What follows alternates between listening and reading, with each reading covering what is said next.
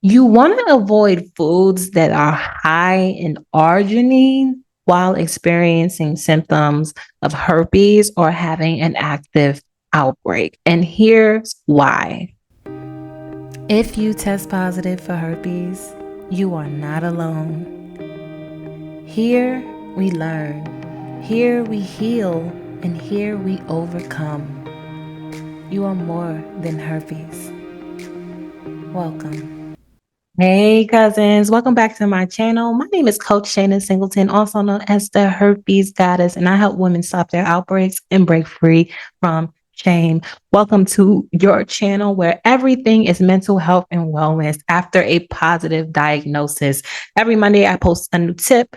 Every Wednesday, I'm educating you about the virus, and every Friday, we are dismantling the stigma. So make sure you subscribe, like the channel, and hit your alerts on.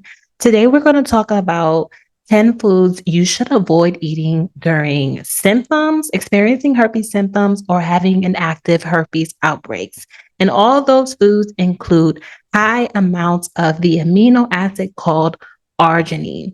Now, before I get into the foods, let me explain to you all what arginine is and why we should be avoiding it during symptoms and outbreaks.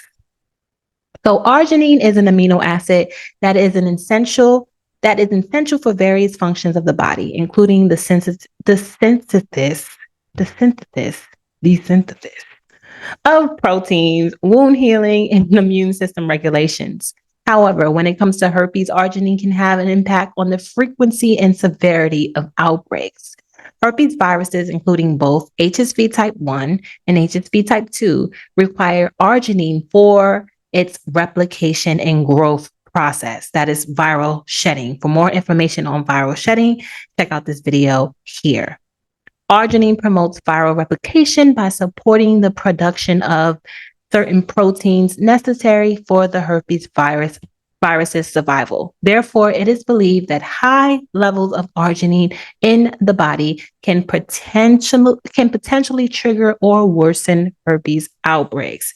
Yes, you heard it. The herpes virus needs the amino acid arginine in order for it to thrive during its viral shedding process. When we go through viral shedding, it's when we experience symptoms and when we experience outbreaks. Only 10 to 15% of us actually experience symptoms. So most people go through what is called asymptomatic viral shedding. But for my herpes people who have symptoms, you want to starve the virus from what it needs, which is arginine. On the other hand, another amino acid called lysine can be found to have inhibitory effects, blocking the replication process. I always tell my clients, if you want to stop your outbreaks, you have to attack the protein code, attack the payload, and block replication. One way you can block replication is by taking lysine. This is the cleanest lysine I found, and this is what I recommend to the community. I will be putting it in the description box below, right? Lysine competes with the amino acid arginine for absorption and utilization in the body. By increasing the intake of lysine and reducing the intake of arginine, it is believed that the balance can be shifted in favor of suppressing the herpes virus. Now, let's get into it. What you came here for. 10 foods you should avoid eating during herpes symptoms or while experiencing an active herpes outbreak. Food number 1, raw peanuts. I love peanuts, so this one is hard for me. So if I'm eating peanuts, guess what I'm doing? I'm taking some lysine to up the lysine in my body, but raw peanuts are known to have 4.567 grams of arginine per cup. Food number 2, chickpeas. I love me a good chickpea, especially curry chickpeas. But chickpeas are known to have 3.878 grams of arginine per cup. So let's avoid eating chickpeas during our symptoms.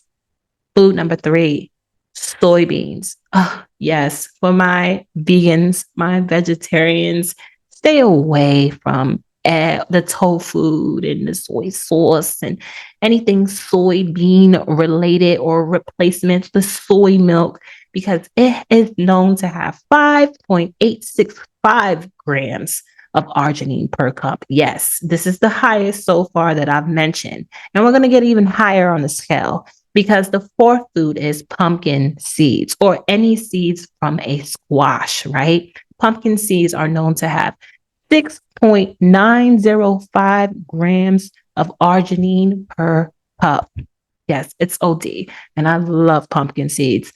This Halloween, I made, my son carved a pumpkin and I made curry pumpkin seeds.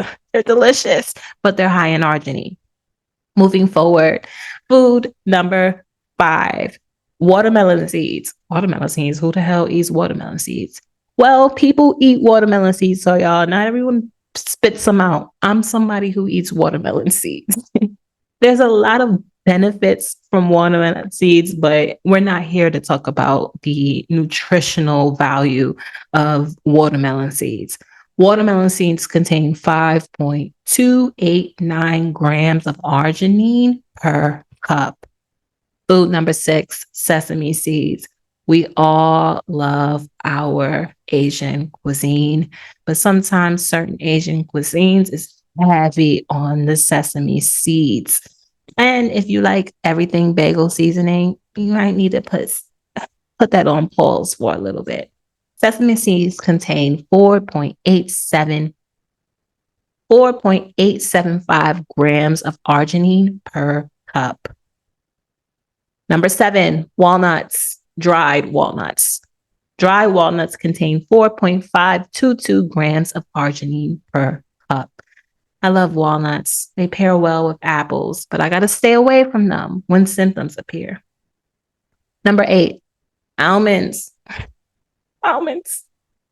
Oh, wait a minute. This is not a part of the list. I guess this is 11 foods now, but chocolate cover almonds. Both chocolate and almonds contain a large amount of arginine. Because chocolate wasn't on my list for this video, we're going to talk about almonds only, and almonds have 3.525 grams of arginine per cup.